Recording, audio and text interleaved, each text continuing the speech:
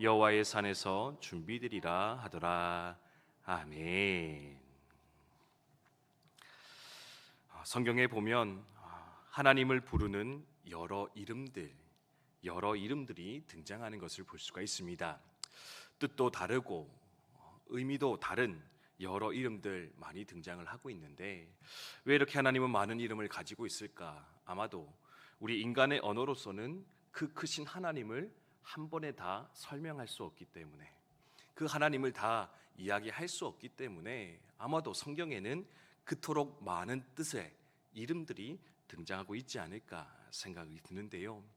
이번 한 주간은 성경에 등장하는 이 여러 하나님의 이름들 중에서 우리 몇 가지를 함께 묵상하면서 이 한 해 우리가 붙잡아야 될 그 하나님의 모습, 그 성품, 그분의 능력이 어떠한 것인가 한 번쯤 묵상하며 나아가는 시간이 되었으면 좋겠습니다.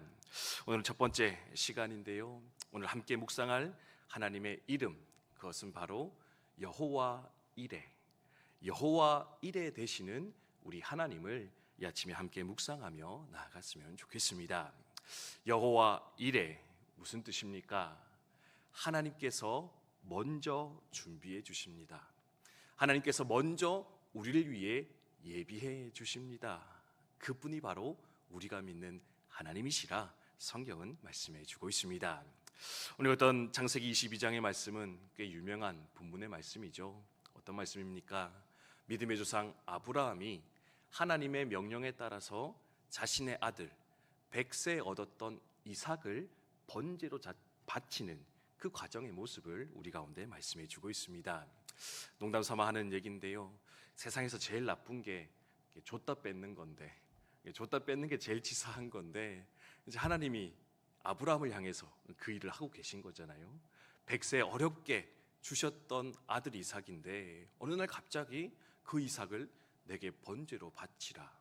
여러분, 번제가 뭐냐면요, 제물을 일일이 각을 떠서 다 잘라서 완전히 불태워 바치는 게 번제인데, 네 아들을 그렇게 각 떠서 불태워 내게 바치라 라고 하는 말도 안 되는 명령을 아브라함은 받게 되었습니다.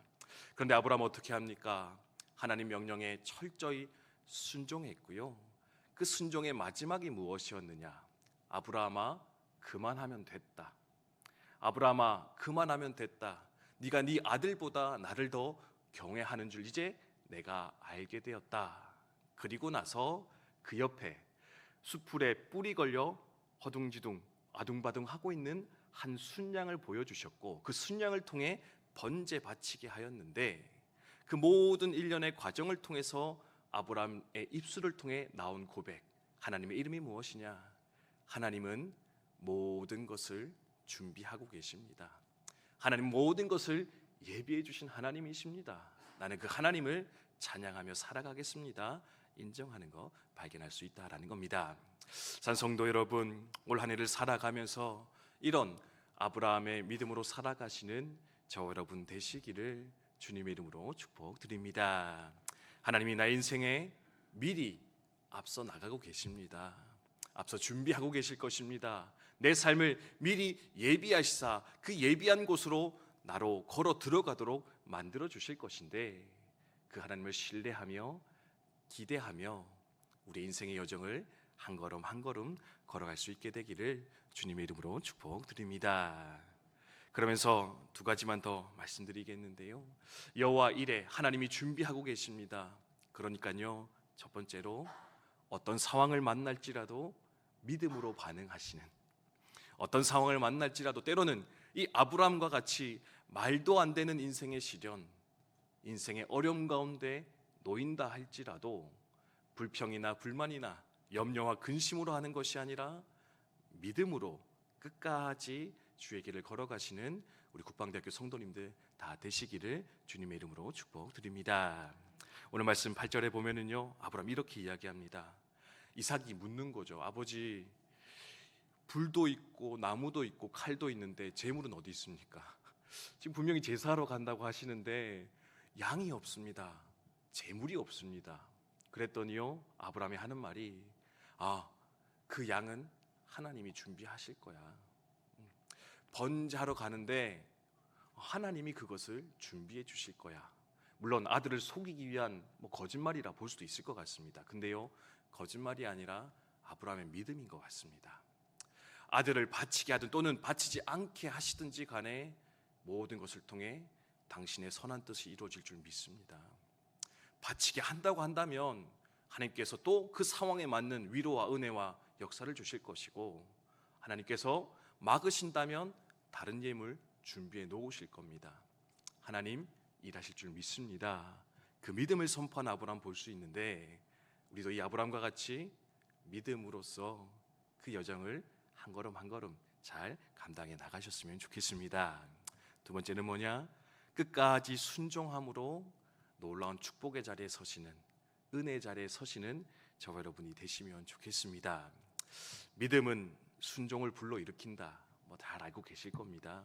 아브라함 믿었고요, 철저히 순종합니다. 재밌는 게요, 네 아들 바치라 라고 하니까 이튿날 아침 일찍 일어나서 그 길을 떠났다 3절에 말하고 있습니다. 아들 바치라고 하는데 그 다음날 일찍 출발했습니다. 그리고요, 어디까지 순종했느냐? 묶어놓고 칼로 찌르려고 하는 그 순간까지 갔거든요. 그러니까 하나님의 사자가 어떻게 합니까? 아브라함아, 아브라함아. 급해서 막 2번 부르신 것 같아요. 야, 됐다 그만해라, 진짜 죽이겠다. 근데 이제 그렇게 해서 결국 축복을 받는데, 여러분 이 사건을 통해서 아브라함이 얻은 큰 축복이 2가지입니다. 첫째, 믿음의 조상으로 올라섭니다. 이 사람은 정말로 믿음의 조상이다 고백했고요. 2번째는 뭔지 압니까? 독생자 예수 그리스도를 내어주는 하나님의 아버지의 마음을, 하나님의 마음을 참으로 이해한 사람, 그가 바로 아브라함이지 않았을까? 우리는 돌아보며 생각할 수 있다는 겁니다. 끝까지 순종했더니 하나님의 아버지의 마음을 아는 그 축복의 자리에 서게 되었습니다. 그 누구도 알 수 없는, 그 누구도 생각지 못했던 그 비밀을 아브라함 어쩌면 이 순간을 통해서 경험하며 누릴 수 있었을 것인데, 여러분 우리를 위해서 먼저 일하신 그 하나님 기대하시면서 믿고 끝까지 순종하여서 생각지 못했던, 기대하지 못했던 이 놀라운 축복과 은혜를 마음껏 누리며 살아가는 복된 이 하루 되시기를 주님의 이름으로 축복드립니다. 주신 말씀 기억하며 함께 기도했으면 좋겠습니다.